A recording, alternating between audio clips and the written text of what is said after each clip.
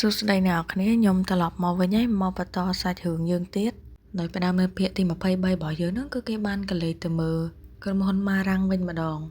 ដោយក្រុមហ៊ុនមួយហ្នឹងគឺជាក្រុមហ៊ុនដែលធំមែនតើហើយបើនិយាយពីការរៀបចំនៅខាងក្នុងវិញក៏ប៉និតមិនស្ទើរដែរហើយបើយើងចូលឲ្យកាន់តែជ្រៅទៅក្នុងក្រុមហ៊ុនមួយហ្នឹងគឺយើងឃើញថាមានបន្ទប់មួយតែបន្ទប់មួយហ្នឹងការរៀបចំរបស់វាគឺយើងមើលទៅគឺចម្លែកមែនតើហើយយើងក៏ឃើញថាមានមនុស្សម្នាក់ហ្នឹងកំពុងតែអានសៀវភៅរឿង Cindy ប្លែកខ្មៅដែលជារឿងដែលសួរអេយើងចូលចិត្តអានដូចគ្នាហើយពេលដែលកំពុងតែអានសៀវភៅសុកហ្នឹងគាត់ក៏និយាយថានេះហើយគឺជាស្នេហ៍ពិតពេលហ្នឹងក៏មានអ្នកណាម្នាក់ហ្នឹងបើកទ្វារចូលមកហើយក៏ស្រែកសួរថាឱកាសទី2នេះធ្វើលេងក៏ធ្វើមែនហើយបរិស័កសហ្នឹងគាត់ក៏សួរថាចង់មានន័យថាម៉េច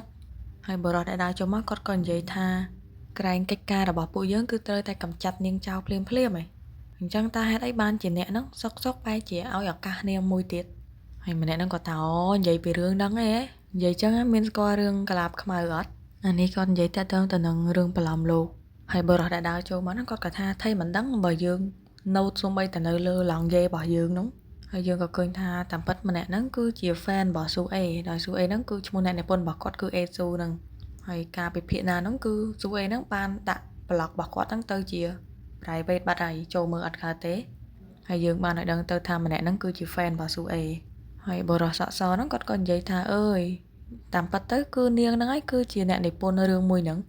បរិស័កខ្មៅនេះលឺហើយគាត់ក៏សោយតែហ្មងទៅគាត់ក៏សួរថាម៉េចគ្រាន់តែអានរឿងហ្នឹងវាសំខាន់ខ្លាំងណាស់មែនសំខាន់ដល់ថ្នាក់ CEO មួយទាំងមូលបែរជាទៅប្រាប់ការសម្ងាត់របស់ក្រុមហ៊ុនទៅកាន់អ្នកដទៃហើយនឹងយើងក៏បានឲ្យដឹងទៅថាម្នាក់ហ្នឹងគឺជា CEO របស់ក្រុមហ៊ុនម៉ារ៉ាំងហើយ CEO ហ្នឹងគាត់ក៏និយាយថាមិនគិតថាខ្ញុំធ្វើរឿងទាំងអស់ហ្នឹងគ្រាន់តែចង់អានរឿងហ្នឹងទេមែន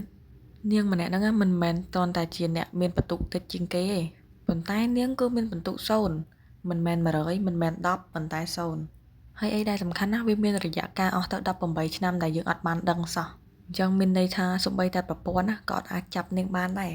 ហើយយើងក៏មិនច្បាស់ដែរថាអាចថាករណីមួយហ្នឹងគឺមានតែនាងម្នាក់ណាមួយនៅថ្ងៃអនាគតទៅយើងមិនដឹងទេថាមានករណីហ្នឹងអាចកើតឡើងឬអត់គិតមើលឲ្យមែនតើទៅបើសិនជា system love point មួយហ្នឹងកលាប់ចាក់ម៉ារ៉ាក៏អត់អាចឈរជើងបានដែរអញ្ចឹងហើយពួកយើងហ្នឹងមិនគួរគិតថារកវិធីសាស្ត្រឲ្យលឿនទេហើយយើងឲ្យបានដឹងទៅម្នាក់ប្រុសនេះគឺជាលេខារបស់ CEO លេខាហ្នឹងគាត់ក៏និយាយថាសុំទោសដែលគាត់ហ្នឹងយល់ច្រឡំតែ CEO ហ្នឹងគាត់ថាអីទេទៅចោះហើយមុននឹងចេញទៅហ្នឹងលេខាហ្នឹងគាត់ក៏និយាយថាតាមពិតទៅវាក៏ជាគំនិតល្អមួយដែរបើសិនជាពួកយើងអាចដំឡើង love point របស់ SUA បានអញ្ចឹងហើយពួកយើងហ្នឹងក៏អាចរៀបចំសម្រាប់ហានិភ័យផ្សេងៗនៅថ្ងៃអនាគតដូចគ្នាហើយណាមួយបើសិនជានាងទទួលបានបទពិសោធន៍ស្នេហ៍ពិតលើកដំបូងណាប្រឡំលោករបស់នាងក៏ប្រហែលជាកាន់តែល្អមើលដែរត្រូវអត់ឥឡូវគឺខ្ញុំដឹងហើយថាហេតុអីបានជាយើងមិនអាចមើលងាយទៅលើអ្នកមានបទពិសោធន៍ច្រើនឆ្នាំបានទេបន្ទាប់ពីនិយាយចឹងហើយគាត់ហ្នឹងក៏ដើរចេញទៅបាត់ទៅហើយគ្រាន់តែ CEO ហ្នឹងឮថារឿងហ្នឹងកាន់តែល្អមើលគាត់ហ្នឹងក៏មើលទៅកាន់តិន័យរបស់ស៊ូអេហើយស៊ូអេហ្នឹងផងដែរគឺគេបានហៅគាត់ថាជា outsider មានន័យថាមនុស្សដែលនៅក្រៅប្រព័ន្ធរបស់គេហ្នឹងគឺប្រព័ន្ធរបស់គេអាចចាប់បានណាហើយនៅលើអេក្រង់របស់កុំព្យូទ័រហ្នឹងក៏យើងឃើញថាកំពុងតែមើលទៅលើសកម្មភាពរបស់ស៊ូអេដូចគ្នា CEO គ្រាន់តែមើលភ្លាមគឺថាញញឹមចុងមាត់ផ្លែតដោយកំពុងតែគិតពីរឿងអីមួយហើយកាត់មកមើលនៅសាលារៀននេះវិញពេលដែលគ្រូកំពុងតែបរៀនហ្នឹងស៊ូអេហ្នឹងគឺកើតទុកមែនតើគាត់ថាមានរឿងអីកើតឡើងគាត់កំពុងតែឆ្ងល់ថា love point ហ្នឹងវាបាត់ទៅណាបាត់ហើយដោយតែយើងបានដឹងហើយការពិភាក្សាមុនហ្នឹងគឺពេលដែលស៊ូអេទៅថើមីនូហ្នឹងគឺ love point របស់គាត់បានកើនឡើងប៉ុន្តែឥឡូវហ្នឹង love point មួយហ្នឹងវាបានធ្លាក់មកលេខ0វិញដដែលទៀតហើយអញ្ចឹងហើយស៊ូអេក៏គាត់ឆ្ងល់មែនដែរគាត់គិតថាមកពេលគាត់ចង់បាន love point ពេកមែនបានគាត់ហ្នឹងទៅជាសម័យឃើញវាផ្លាស់ប្ដូរហើយបន្ទាប់ពី love point របស់ស៊ូអេនៅតែ0ហ្នឹងស៊ូអេហ្នឹងគាត់ក៏ចាប់ផ្ដើមព្យាយាមមែនតើរយៈពេលប្រហែលសប្តាហ៍ជាមួយមីនូហ្នឹងគឺគាត់ព្យាយាមរកវិធីសាស្ត្រផ្សេងៗដែលអាចធ្វើឲ្យមីនូហ្នឹងបេះដូងញាប់ញ័រមួយគាត់សូម្បីតែទៅដល់ថ្នាក់ថើបមីនូភាសាទៀតប៉ុន្តែអ្វីគ្រប់យ៉ាងហ្នឹងគឺសិតតែបរាជ័យlove point របស់គាត់នឹងពិតជាអត់ឡើងទេហើយគាត់គិតថាគាត់ប្រហែលជាសម័យមែនហើយពេលហ្នឹងពេលដែលគាត់កំពុងតែកើតទុកម្នាក់ឯងហ្នឹងសាប់តែគ្រូគាត់និយាយថាសំណួរដែលខ្ញុំសរសេរលើក្តារខៀនហ្នឹងនឹងចេញប្រឡងយល់អត់ហើយអាណាគេដែលថាអត់បានចម្លងដឹងតែស្ដាយក្រោយហើយកុំឲ្យសោះកុំដាស់អាអ្នកដេកលក់អានេះសម្រាប់តែអ្នកដែលគេប្រឹងប្រែងរៀនសូត្រទេហើយមែនលោកគ្រូហ្នឹងគាត់បានសរសេរសំណួរសម្រាប់ត្រៀមប្រឡងហ្នឹងហើយដូចដឹងថាស៊ូអេហ្នឹងគាត់អាឡ័យតែគិតហើយគាត់មានបានទៅមើលអក្សរកត់អីដល់ពេលគ្រូនិយាយអញ្ចឹងបានបញ្ញាប្រឹងកត់ ហើយយើងហ្នឹងក៏បានឲ្យដឹងថាស៊ូអេហ្នឹងគាត់ជាមនុស្សប្រើដៃឆ្វេងហើយពេលដៃឆ្វេងគាត់ឈឺចឹងគាត់ត្រូវតែសេដៃស្ដាំពេលនោះអូនយកគាត់ឃើញថាស៊ូអេហ្នឹងតែសេអសដូចអាចចឹងតែគាត់ហ្នឹងក៏មិនបានទៅខ្វល់ច្រើនដែរតែពេលនោះគ្រូលោកណាឃានគាត់ថាប៉ណ្ណឹងបានហើយទៅទៀតស៊ូអេនេះប្រកាច់ប្រកិនបដ ாய் ថាអត់ទេអត់តន់គាត់ហើយទេពេលនោះអូនយកគាត់ថាចាំខ្ញុំនឹងជួយយើងបើបដ ாய் ឲ្យយើងទៅសេខ្លួនឯងចឹងប្រហែលជាអានតែអសរខ្លួនឯងនឹងក៏អានមិនយល់ដែរស៊ូអេហ្នឹងមិនដឹងថាម៉េចក៏និយាយថាអរគុណហើយអូនយកហ្នឹងក៏ទាញសភៅហ្នឹងយកទៅកត់ទៅនិយាយទៅស៊ូអេហ្នឹងគឺឆ្ងល់មែនតើថាអូនជុកហ្នឹងចាប់ដើមធ្វើចរិតហ្នឹងទៀតហើយ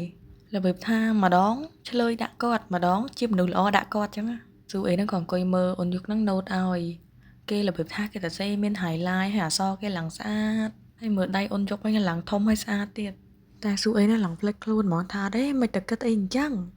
គិតរឿងប្រឡងនេះចិត្តដល់ថ្ងៃប្រឡងហើយស៊ូអេហ្នឹងក៏ព្យាយាមបើកភ្នែកធំតែដៃរបស់អូនជុកហ្នឹងគឺបាំងធ្វើឲ្យស៊ូអេហ្នឹងមើលអីអត់ឃើញសោះអញ្ចឹងហើយម៉ាក់អេយើងហ្នឹងក៏ព្យាយាមអោនទៅចិត្តមើលអញ្ចឹងណាហើយប៉ាយកយើងងាកមកអាយ៉ាប៉ះគ្នាពេលហ្នឹងស៊ូអេព្យាយាមធ្វើខ្លួនធម្មតាបំផុតប៉ុន្តែក្នុងចិត្តគាត់គឺខ្មាស់អូនយកនឹងខ្លាំងហើយអូនយកនឹងគាត់យល់អញ្ចឹងហើយគាត់ហ្នឹងក៏ទាញកៅអីរបស់ស៊ូអេហ្នឹងមកចិត្តខ្លួនហើយក៏សួរស៊ូអេថាឥឡូវមើលឃើញនៅស៊ូអេយើងក៏ងើបក្បាលទៅថាមើលឃើញហើយនិយាយទៅបើក្នុងចិត្តស៊ូអេវិញគឺឡើងភ្ញាក់ហ្មងថាអីអាប៉ែហ្នឹងក៏ខ្លាំងណាស់ទាញដៃតែមកចាហៀងហើយស៊ូអេហ្នឹងក៏សន្លឹងទៅមើលដៃគេថាអូយដៃគេឡើងធំចឹងតើមិនគេខ្លាំងម៉េះនិយាយទៅគេគិតម្នាក់ឯងអៀនម្នាក់ឯងចឹងអើយកូនស្រីខ្ញុំគិតតែរឿងប្រុសទៅប្រឡងចេះស្អីទេនេះស្រាប់តែពេលហ្នឹងស៊ូអេហ្នឹងគាត់ក៏នឹកឃើញគាត់ហ្នឹងក៏ងាកទៅក្រោយហើយឃើញថាអត្តបៈមីនូហ្នឹងកំពុងតែសន្លឹងមកមើលទៅមិនសូវសុបាយចិត្តទេពេបមាត់ទៀតស៊ូអេនេះឡើងចំក៏ដុំឆែប